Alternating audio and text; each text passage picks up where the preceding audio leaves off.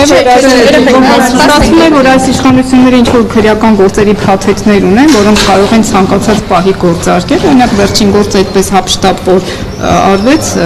այսինքն 1 վայրկյանում հոչարվեց, չէ, երևի ինչ-որտեղ դոսիե կար, հիմա այդ դոսիեն մեջտեղ է դուրս եկել, այդպիսի տպավորություն է։ Այն, որ 3 փաստացի թիվ 1 ամբիոնից հնչեցվել է քաղաքական պատվեր նախագահ Քոչարյանի եւ իր ընտանիքի անդամների նկատմամբ քաղաքական հետապնդում սկսելու, դա ակնհայտ է։ Այո, բզրոցներում ինչ-որ միտեղ հավանաբար ինչ-որ փաթեթներ կազմված պատրաստումներին ինչ-որ պահի օգտագործելու համար, բայց սա քաղաքական ուղիղ ցուցումով տեղի ունեցած գործընթաց է եւ սա ուրիշ բան ուղղակի որակել չի կարելի։ Եթե տեսնում եք նույն ձեռագիրը նաեւ Ծառուկյանի մասով էր իրականացվել, հա, միանգամից տուն ներխուժում, կալանավորում, ձերբակալում, հետո կալանավորում եւ բոլոր բիզնեսների նկատմամբ այս իրականությունը, այսինքն նույնիսկ Սիրուշոյի Պրոգոմեշի խանութներ են մտել, կապարակնքել են հիմնական օֆիսը, այսինքն սա ուղիղ մեկ կենտրոնից միանգամից մարդու ընտանիքի եւ իր հետ փոխկապակցված անձանց նկատմամբ իրականացող քաղաքական հետապնդում։ Տիկին Գրիգորյան, ձեր անունը տվեց Փաշինյանը նիստերի դահլիճում, ասաց Աննա Գրիգորյանը, այսպես մոլի հեղափոխական էր, բայց տեսավ հեղափոխության մեջ փող չկա, գնաց ԶՊՄԿ, դարավ մոլի սանասարական, չգիտեմ, այս բաների, այս սպառնալիքների, այս հայտարարությունների հետ կապված ո՞րն է ձեր արձագանքը։ Նախ ես իրան ասում եմ, դու Ալիևի խամաճիկն ես, որովհետև Ալիևի հրահանգով մեր պետության բովանդակությունն ես ուզում փոխել, դրան ի պատասխան ինքը որոշում է իր արևին, ասենց կներեք այս բառի համար, ողորմելի փորձեր է իրականացնում իմ անձի հետ կապված ինչ-որ հայտարարություններ անելու, ասում է ԶՊՄԿ եւ այլն, ես չգիտեմ ինքը ընդհանրապես ինչ նկատի ունի, ու ավելին, եթե ես իսկապես ուզենայի փող աշխատել, ես կմնայի վստահաբար այդ թիմում եւ իրենց նման ինչպես հիմա իրենք են փող աշխատում, ես կմնայի այնտեղ փող կաշխատեի, բայց իմ խնդիրը ընդհանրապես դա չէր, որովհետեւ կար ողբերգությունն, Արցախի ողբերգությունը եւ դրանից հետո ես իմ քաղաքական գնահատականն եմ հնչեցրել, ես ես չեմ խանգարում։ Հա, ես իմ քաղաքական գնահատականը եւ դիրքորոշումը հնչեցրել եմ եւ դրանից հետո իմ գործունեությունը ծավալել եմ ու իմջալուց գիտեք կրկնում եմ ողորմելի փորձեր են նման շեշտադրումներն անելու, որտեղ ես իրեն անձնապես նայելով ասել եմ, եթե իմ անցնող տարիների գործունեության ժամանակահատվածում գտնեք մի դեպք, որտեղ որևէ անհատ, որևէ քաղաքական ուժ 10 դրամ ինձ ուղղակի տվել է իմ քաղաքական գործունեության համար, ես հենց հիմա մանդատս դնում եմ եւ ընդհանրապես քաղաքական գործունեություն այլևս երբեք չեմ ծավալում։ Ես կրկնում եմ Քոչարյանը ոչ Վահե Հակոբյանը։ Բնականաբար ոչ, ինչի մասն է խոսքը։ Ես իմ համոզմունքների վերումով իրականացնում եմ այն քաղաքական գործունեությունը, ինչը իրականացնում եմ, եւ գիտեք ինքը ընդհանրապես տենց հիստերիայի մեջ է անկնում, դիվոտում է, երբ որ դու իր աչքերին նայում ես եւ իրականությունն ես արտաբերում։ Իսկ իրականությունն այն է, որ ինքը առաջիկայում գնալու է ռազմավարական նշանակության զիջումների Հայաստանի պետականության համար, ինքը արդեն հայտարարել է, որ Տիգրան Աշենը քյարքի է, որ պետք է հանձնվի, ինքը արդեն հայտարարել է չունենալով սահմանադրական մեծամասնություն ազգային ժողովում, որ պետք է փոխվի սահմանադրությունը եւ մասնավորապես անկախության հռչակագրին հղումը պետք է դուրս բերի, բայց այս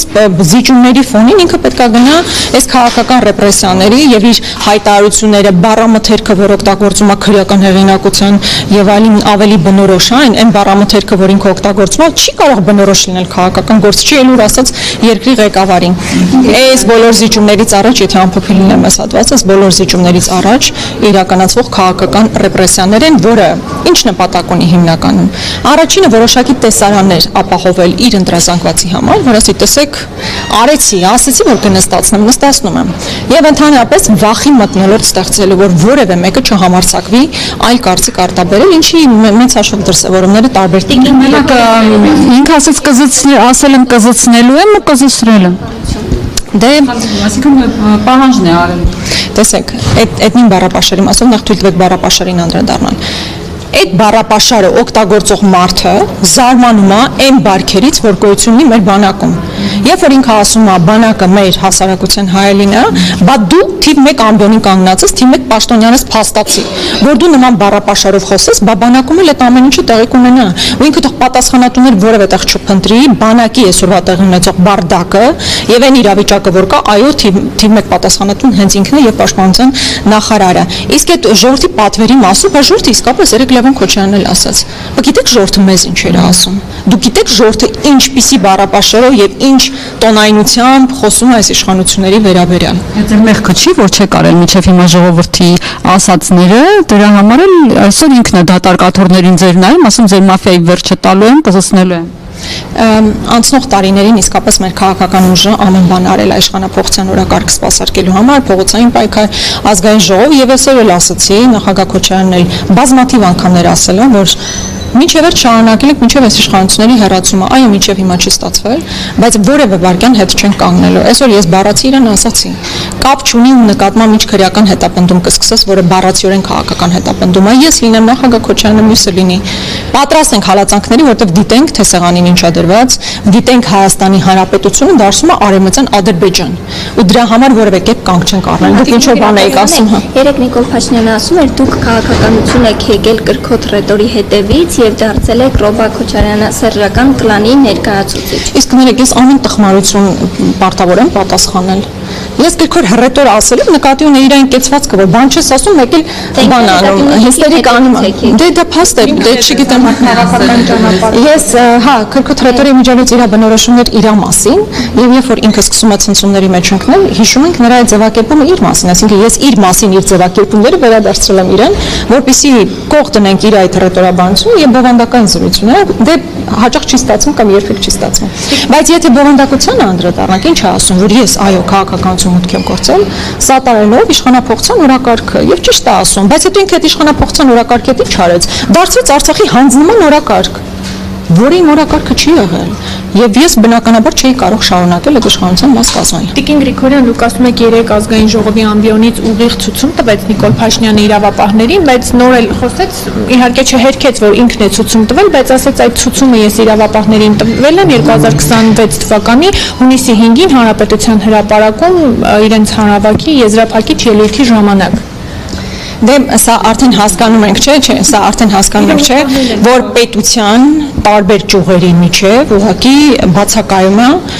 բաժանումը։ Երբ որ այս մարդիկ խոսում են սահմանադրության մասին, որ սահմանադրության մեջ պետք է հստակ տարանջատում լինի տարբեր ճյուղերի միջև, ինքը ուղղակի դրել սենց ջնջում է բոլոր հնարավոր գծերը, այսինքն իրավապահ համակարգը, դատական համակարգը հիմա պետք է առաջիկային որոշումներ կայացնեն, չէ, մի նախագահի վերաբերյալ, նրա որդիների վերաբերյալ։